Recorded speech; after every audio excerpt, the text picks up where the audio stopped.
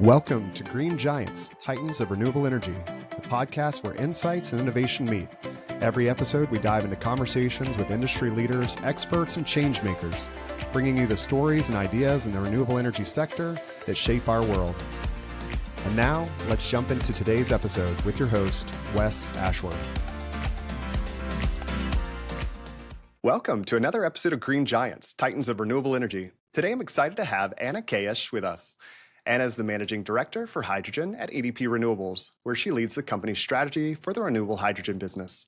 With a wealth of experience across energy planning, consulting, and international markets, Ana has worked both in Europe and the US, shaping the future of renewable energy. Ana, it's a pleasure to have you on the show. Likewise, thank you very much for having me. Absolutely, a pleasure. So we'll start out with a little background. You've had a very impressive career in the energy sector.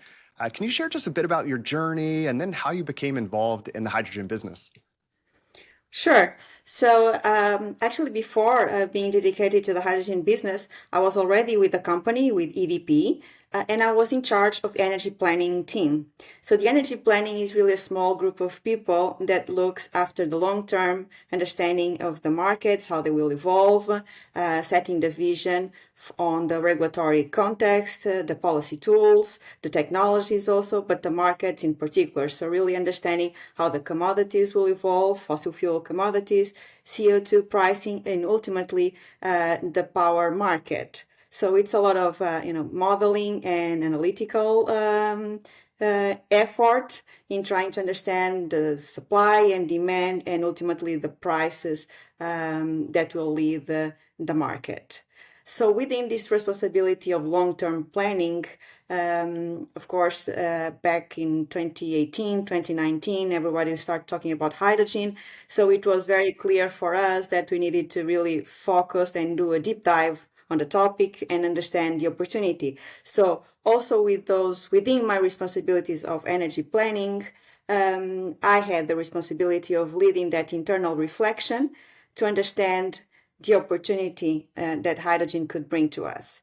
So at the time, we were confronted with different leads that came to us through different doors from, the innovation angle, the commercial side of the business, the renewables, the conventional generation, and we didn't have a clear understanding of the opportunity and really, a definition of our strategy to deal with those opportunities.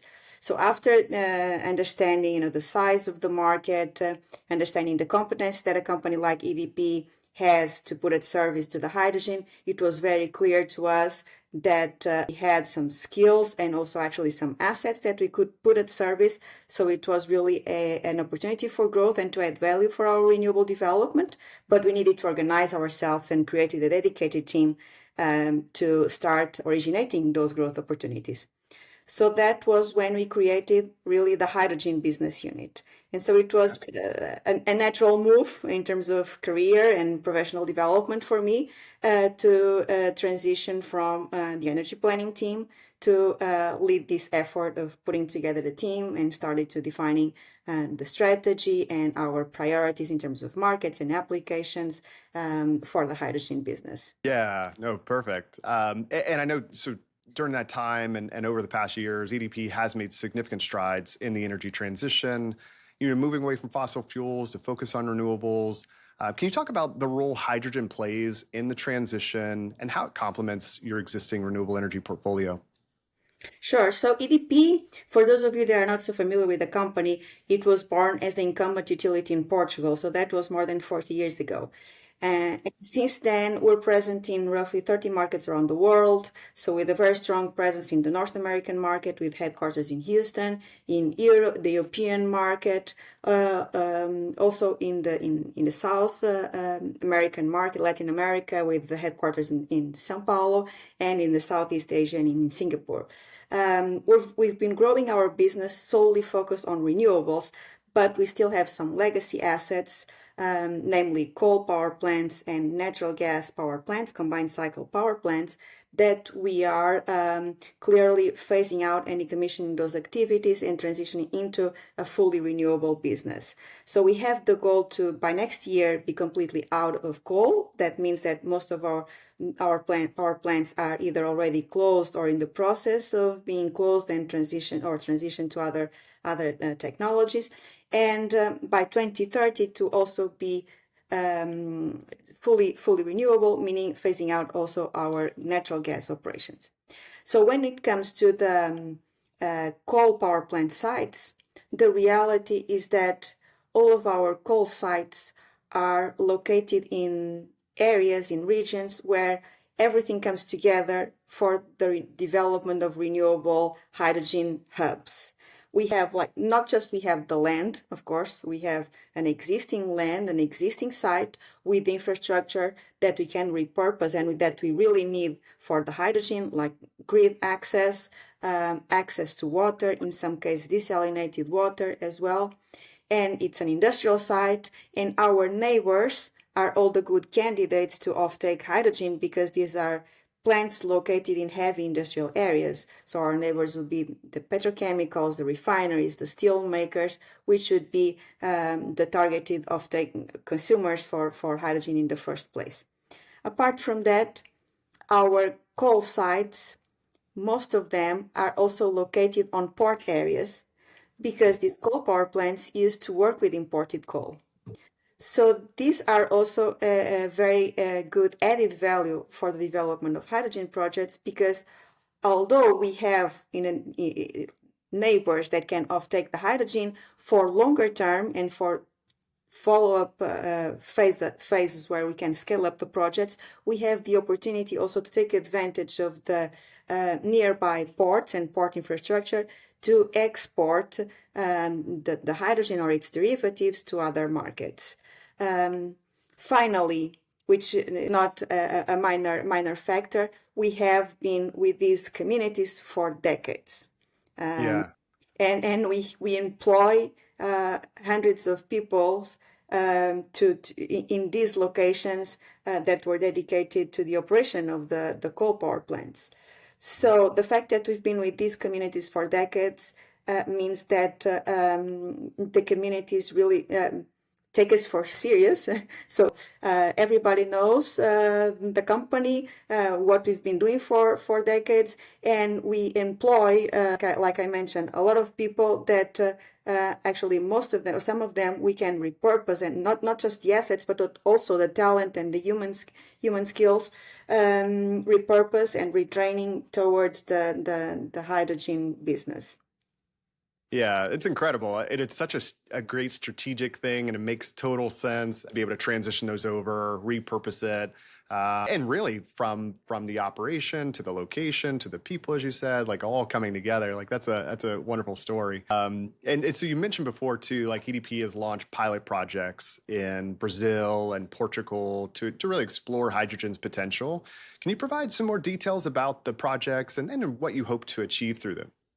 So when it comes to hydrogen, just to make sure that everybody has this clear, we are solely dedicated to renewable hydrogen, meaning the electrolytic hydrogen produced with renewables, because this is really our strength. I mean, hydrogen is new for us, as it is for most of the utility companies and renewable developers that are, creating opportunities for growing in this space. What we really know how to do is the renewables. And renewables represent 2/3, sometimes even more, of the cost to produce hydrogen. So really, learning and knowing how to do this part of the value chain and mastering the electricity sourcing is our strength. And so we will be playing with a large portfolio of renewables, complementary technologies, and even in some cases, like it is the case of the Iberian market, also in Brazil, with the large hydro bases that we can also play with. So these are like the competences that we have and the way we are approaching the renewable hydrogen business. When it comes to the stage where we are at, today we don't have a single commercial project already in place operating. What we do have is pilot projects, meaning without commercial components, so we're not selling the hydrogen. And the first pilot project, like you mentioned, was a project that we started operating at the end of 2022 in Brazil. And we have another one. They are both 1.25 megawatts, so small Okay. scale, but still, first of a kind in both markets. We're also putting together and going through the commissioning phase of another pilot project here in Portugal, where I'm based. Both of these pilots, like I said, we're not selling the hydrogen, but we are using, or we will be using the hydrogen ourselves in fossil fuel based power plants. In the case of Brazil, it's in the coal power plant. In the case of Portugal, it's in a CCGT, combined cycle power plant. In Brazil, we'll be using, we're using the hydrogen to replace fossil fuels for the ancillary consumption of the plant. And here in Portugal, we will be testing the flexibility of the turbines with the mixture of hydrogen into the natural gas. So these are, like I said, small, but still a very sizable project compared to what exists in the market. And really, at the stage where we are, more than the size, it's a learning experience, almost the same learning you get from doing kilowatt-based or double-digit megawatt. It's the first time we're doing that, so we're learning from the technology aspects. We're going through the pains of doing this first-of-a-kind project in the different markets. Even for the authorities with whom we deal with, this is the first time they have to approve and give permits to this kind of project. So it's a learning process in many different fronts.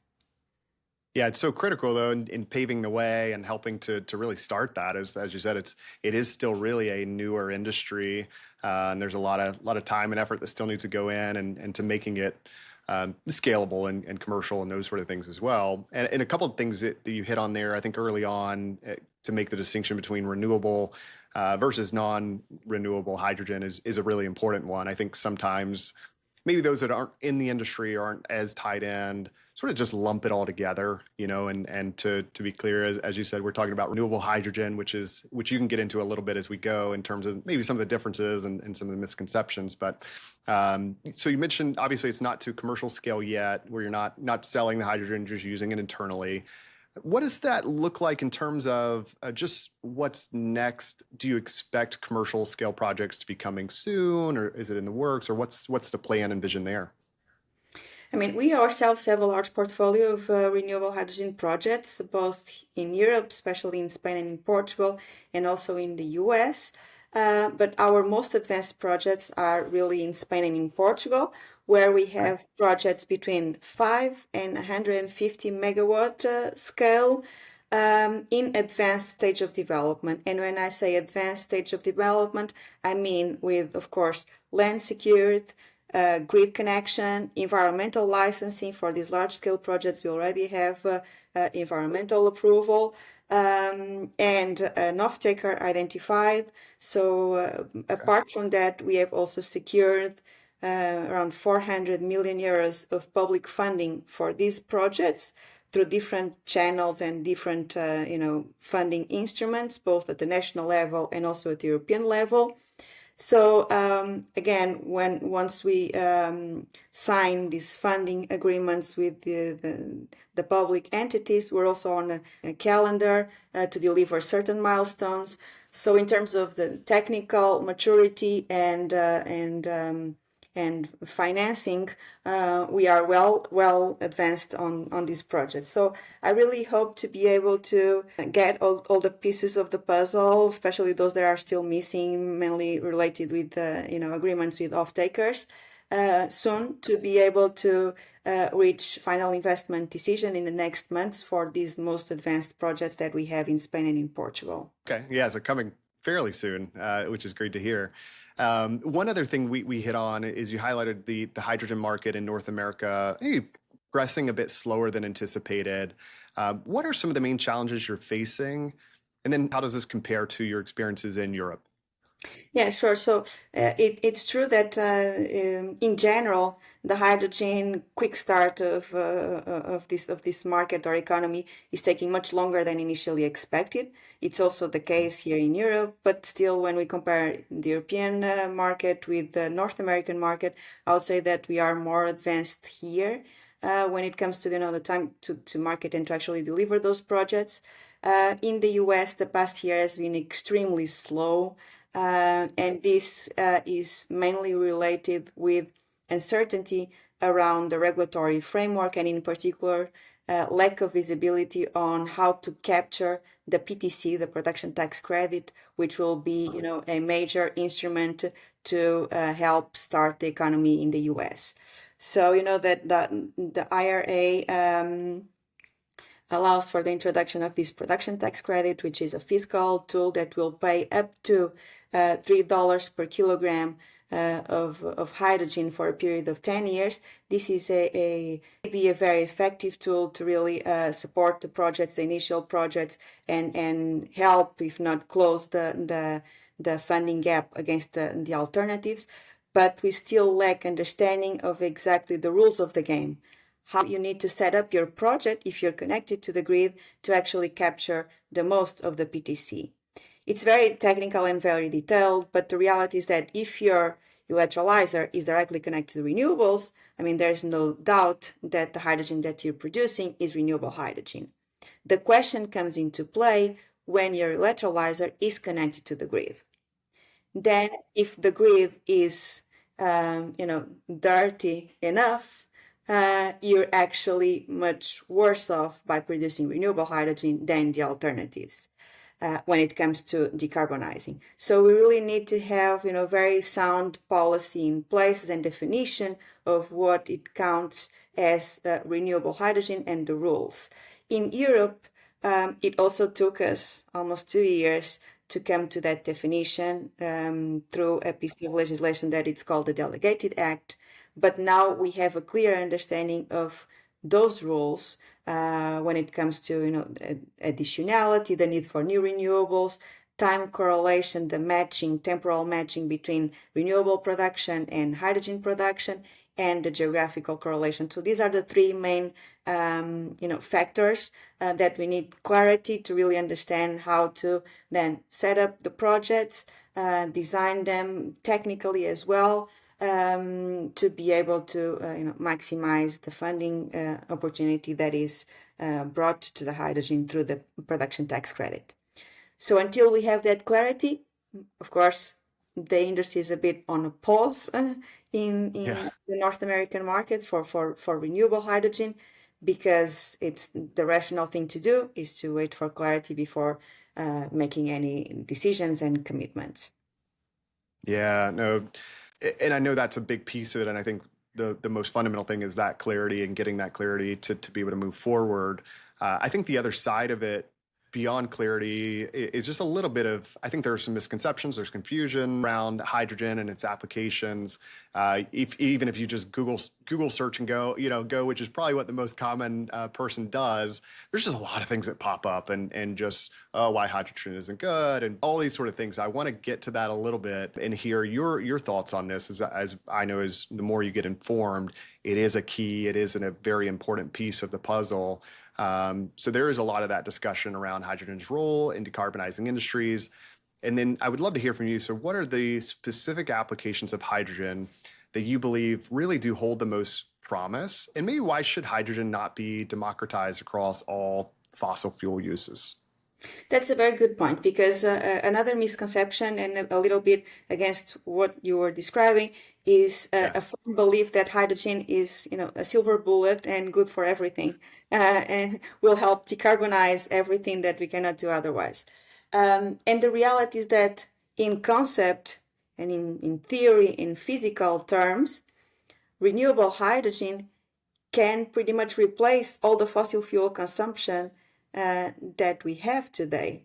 But it shouldn't, like you said, it should not be democratized, because a lot of that fossil fuel consumption that we have today, it's better tackled through energy efficiency measures, through circular economy, and through renewables, through direct electrification. That's the case, for example, for low temperature heating, space heating. That's the case for light duty vehicles, so mobility within the cities. So these are clear, consumptions that most of it today is fossil fuel based, and we should not be targeting hydrogen or its derivatives as a means to decarbonize, but rather directly electrify through heat pumps, through batteries, and other technologies that we have readily available and are much more efficient, and also in terms of not just technically, but cost efficient to decarbonize. So hydrogen and clean hydrogen, renewable hydrogen in particular, it's very expensive. Actually, that's why there's no hydrogen market today, because clearly it's not competitive against the alternative forms of producing hydrogen, the gray hydrogen, and is not competitive against natural gas or other fossil fuels that hydrogen can replace, because it's very expensive, and also it's actually very inefficient. The process is still very inefficient technically to produce hydrogen. So we should really save it for the last mile of the decarbonization. It only makes sense for us to be discussing renewable hydrogen if we have this firm belief that we need to fully decarbonize. And it's for that last mile of the full decarbonization of our economy that we require renewable hydrogen. So the low-hanging fruits will be, of course, the consumption that today is already in hydrogen form. So this is basically the hydrogen that is used as a feedstock in refineries and for ammonia production. So I say that clearly this should be the first priority application. Is a plug and play, is just replacing gray consumption by low carbon consumption of hydrogen. And after this plug and play first tier type of consumers, then we should be targeting heavy industries like the steel making, for example, where we don't foresee better alternatives to decarbonize, and also transportation, but in particular, maritime and aviation, where again, direct electrification may not be the route. This should be the targets, and policies should be designed accordingly. Policies should really make sure that the value is not the same in all applications, and we should prioritize those that bring the highest value when it comes to decarbonizing our economy. Yeah, I want to pause here for half a second just to clarify. Most of the listeners maybe understand the difference, but I just want to make sure we put it out there in terms of gray hydrogen versus renewable hydrogen or green hydrogen. Can you just spend a second or two just explaining the difference and just make sure that, hey, we're all on the same page and everybody has an understanding there? Sure. So gray hydrogen is the hydrogen that is produced today. Today, to produce hydrogen, we basically use a steam reformer of natural gas. So we use a fossil fuel to produce hydrogen. And it's done mainly in a captive form, meaning that hydrogen is produced locally and consumed locally in refineries and in the ammonia production, as I said before, and it's a feedstock, it's not an energy vector. When we look at the energy mix, hydrogen has no expression on the energy mix whatsoever. And so if we need to fully decarbonize our economy, we need to change the way we produce the hydrogen that we produce today as a feedstock. And also, we may utilize hydrogen and its derivatives to replace fossil fuel consumption that we have today as an energy vector. So hydrogen will have these two different main categories of application as a feedstock as it is today, and new applications, new forms as an energy vector, replacing fossil fuels in the transport sector and replacing fossil fuels in industries. Yeah, thanks for that explanation. And just again, want to just make sure that was clear out there. Another thing you hit on there was just the importance of policy and regulation. So you mentioned the importance of policy tools and regulatory frameworks in ensuring hydrogen success. So what are the key policy elements that you believe are necessary to prevent the misuse of hydrogen and to just ensure its role in decarbonization? So like I said before, hydrogen is extremely expensive. And it's not competitive against the alternatives. So that's why there's no market. So we have this common understanding that we need to create the market. It's pretty much like what happened with renewables 30 years ago. So Yeah. renewables in the power sector, right? So there was this understanding that renewables, we would have to incorporate renewables in the power mix to replace fossil fuels, but they were much more expensive than just burning natural gas or coal, even with CO2 pricing.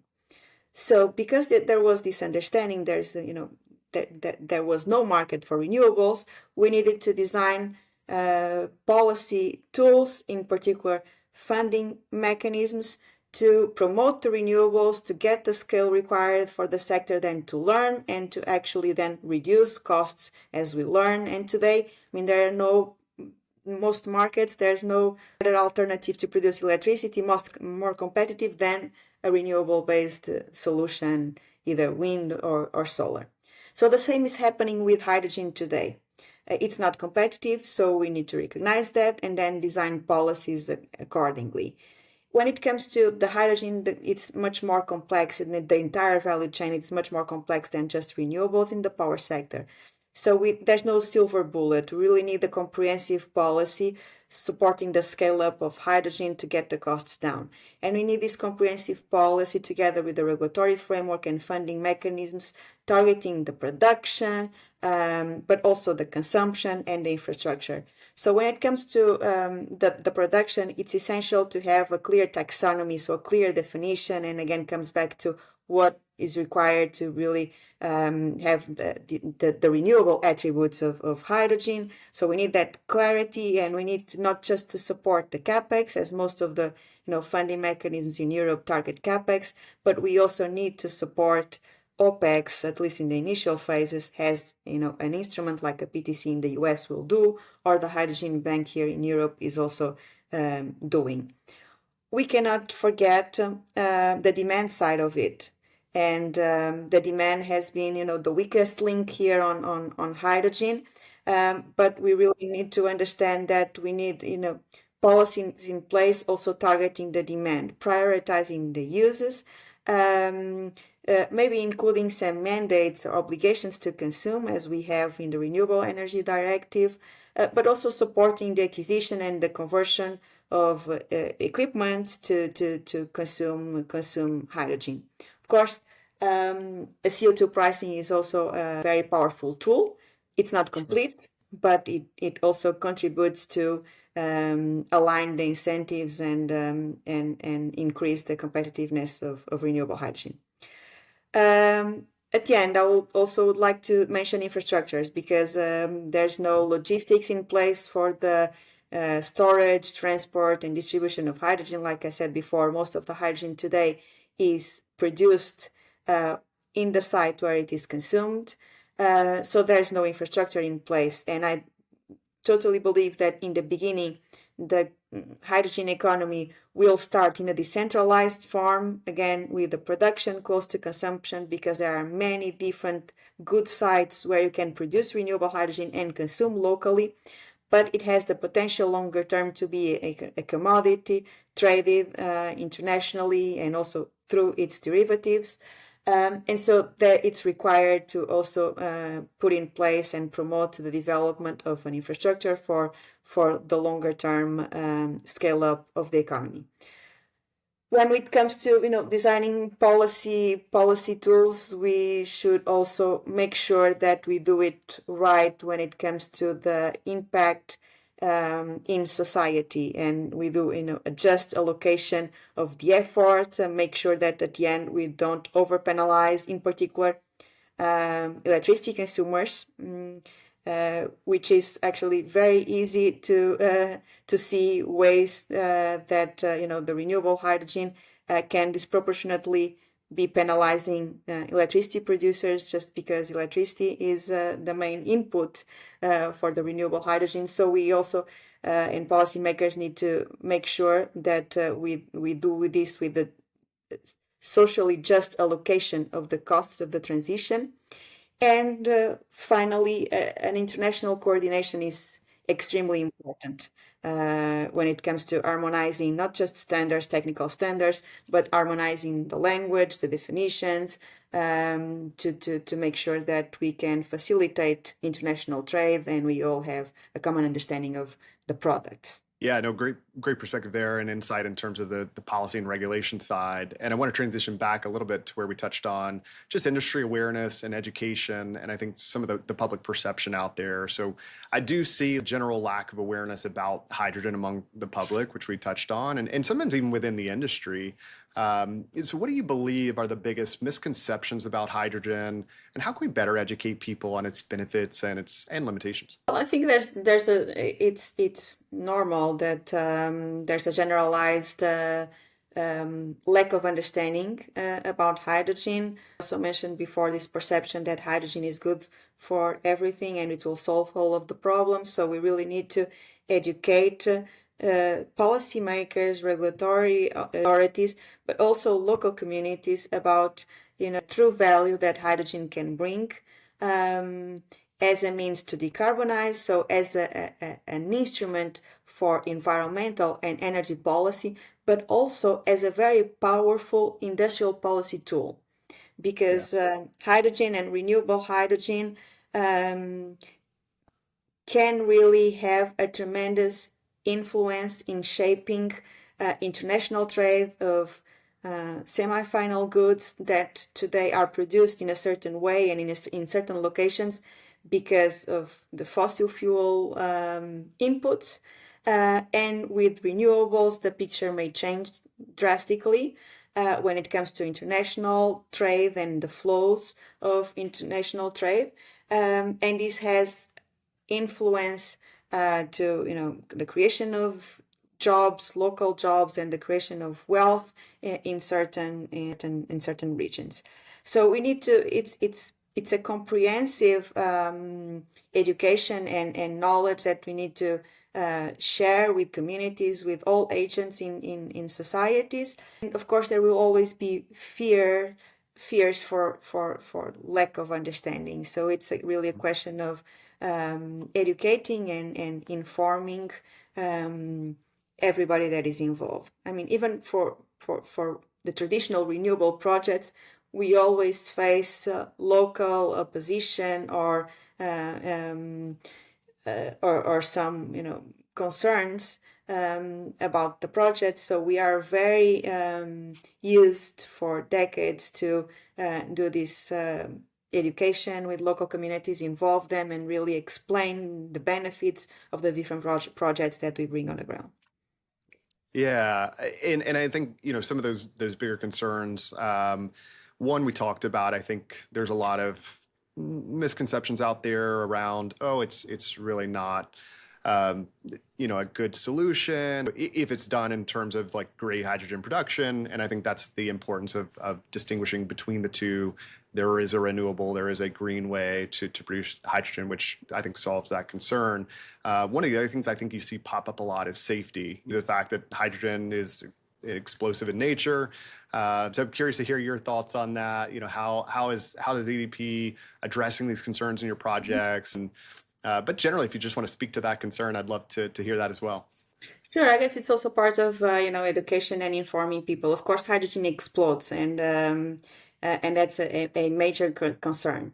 But it's in general much safer than conventional fossil fuels, and people are generally Yeah. very comfortable, on our daily basis. We deal with gasoline and diesel at the pump, and we do that without even thinking about the dangers behind it, which are, products are much more flammable and dangerous than the hydrogen. So of course we need to treat hydrogen with respect, but we also need to understand that hydrogen is much lighter than air. It's 14 times lighter than the air. So it quickly disperses into the atmosphere, whereas a liquid fuel like gasoline stays on the ground level. So if there's an accidental ignition, it's much more dangerous with the liquid fuel than with hydrogen.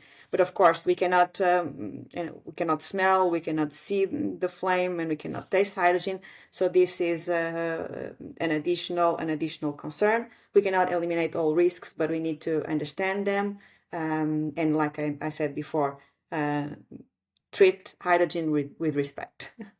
Yeah, I love that. Treat it with respect, but again, to your point, it's like we deal with this on a daily basis with gasoline and other flammable substances that are in our environment that we use. So it's nothing new. And I think that's maybe the misconception. People think it's like, oh, it's significantly worse or things like that, but it's not, as you just mentioned. So that's great. And I would love to hear just your thoughts on the future of hydrogen. You know, looking ahead. What's your vision for hydrogen's role in the global energy landscape over the next 5 to 10 years? And if that's too close, maybe 10, 20, how do you see the industry evolving? And what are the key milestones you hope to achieve with EDP Renewables? We're here for the long term. This is not a sprint. This is really a marathon. We're here really for the long term. That doesn't mean that we don't need to start now and there's no urgency. There is urgency. We need to start now, but this is taking a long time. There are still many, many challenges to overcome, market, technology aspects, regulatory, like I mentioned a lot. So there are still many challenges to overcome, but in the next 5 years, hopefully we will be able to see some of these initial but commercial scale projects delivering renewable hydrogen in a decentralized form. So I don't think for sure in the next 5 years or even by the end of the decade we will not be able to have a traded commodity with a very clear price discovery and just everybody buying and selling hydrogen. No, we will not be there. We will not have a liquid market, but we will have important size projects already producing and delivering and having gone through the learnings of actually building and operating large scale projects with different technologies in different markets in different geographies. Hopefully by the next decade, we will then be able to connect the dots and have, infrastructure to actually trade the commodity and transport even in its derivative forms, both through maritime routes and pipelines, hopefully. Yeah, and I want to reiterate a point that you've made throughout this, but thinking about that, obviously there's a lot of challenges behind it. There's a lack of infrastructure. There's a lack of policy clarity. There's a lot of hurdles ahead, and this is still early on, as you mentioned. If you look at other renewables 30 years ago or those sort of things, and what needed to happen. But if we can just sum that up, why is it still important? Why is the work that you're doing so important to continue to push through? Even though those hurdles exist, even though the lack of infrastructure and policy clarity and public support sometimes are lacking, why is this so important in the work that you're doing to keep pushing ahead? Sure. So it's like you said, there are many, many hurdles, still many challenges to overcome, but the reasons why we're promoting the renewable hydrogen economy are fundamentally right and supported by a structural need to fully decarbonize. I guess at this point in time, there's no turning back. It's not a question of if hydrogen will happen. It's the question of when it will happen and how it will happen. And we really need to all collaborate and join force to make sure that this when is sooner than later, and the how is supported by sound instruments and educated decision making. Yeah, well said. And before we fully wrap up, anything else you would like to share with the audience about the potential of hydrogen or EDP Renewables future projects or anything else you'd like to touch on? It's very difficult to add something because I think you did a very good job in touching a lot of the topics, both technical aspects, regulatory framework, what we're doing. So I think we covered a lot, and also on the educational aspects of it. Mainly, maybe just to add, when it comes to the educational aspects of it, another often misconception that I think it's becoming, more and more informed, the discussions, but still there's a tremendous misconception about, the price expectations for hydrogen. Especially in the beginning, everybody was talking about prices that are a dream. Like prices of $2 per kilogram or €2 per kilogram or even three. This is far from being the reality. And so we also need to educate the policymakers and the potential off-takers about the true numbers behind the costs of producing hydrogen. Otherwise, we are facing the risk of having policy instruments that are designed with the wrong assumptions and ultimately are not efficient in promoting anything. So this is an important part of also the education, understanding that it's very difficult to get below $10 per kilogram if you're talking about a renewable hydrogen project in small scale, even with good renewable resources. So it's good to have an educated understanding about the true costs, to have an educated conversation on hydrogen. Yeah, no, well said, and I agree completely. And that'll wrap up our conversation today. But Anna, thank you so much for sharing your insights on the evolving hydrogen market, the challenges and opportunities in the energy transition, and your vision for the future of hydrogen. It has been really fascinating to learn about the critical role hydrogen plays in decarbonization and how EDP is leading the charge. To our listeners out there, as always, thank you for tuning in to Green Giants, Titans of Renewable Energy. If you enjoyed this episode, don't forget to subscribe, share it with your network, and join us next time for more discussions with the leaders driving the renewable energy revolution. And we will see you soon. This episode of Green Giants, Titans of Renewable Energy, was brought to you by Lee Group Search.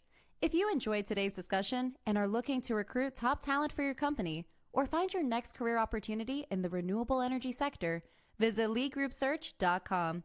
Let's continue driving the future of clean energy together. Until next time, keep pushing toward a greener future.